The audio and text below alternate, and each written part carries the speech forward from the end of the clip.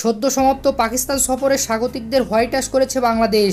সেই সিরিজ থেকে প্রাপ্ত আত্মবিশ্বাস আসন্ন ভারত সিরিজে বাড়তি অনুপ্রেরণা দেবে টাইগারদের। তাতে ভারত সফরে দারুণ কিছুর প্রত্যাশা করছে বাংলাদেশ। তবে শোয়েব আখতার মনে করেন বাংলাদেশকে সহজে হারাবে ভারত।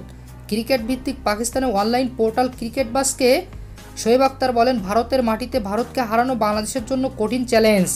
এমনকি লাল বলে ভারতকে হারানোর মতো সামর্থ্য বাংলাদেশের আছে কিনা তাও নিয়ে প্রশ্ন তুলেছেন শোয়েব আখতার।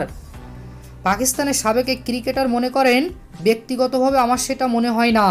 ভারতকে ভারতের মাটিতে হারানো বিশাল এক চ্যালেঞ্জ। বাংলাদেশ পাকিস্তানে ভালো খেলেছে, কিন্তু আমার মনে হয় না বাংলাদেশকে হারাতে ভারতের তেমন সমস্যা হবে। বাংলাদেশের বিপক্ষে সিরিজে পেস বান্ধব উইকেটে খেলতে পারে ভারত। শোয়েব আখতার মনে করেন, আমার মনে হয় ভারত কিছুটা পেস বান্ধব উইকেটে খেলতে পারে।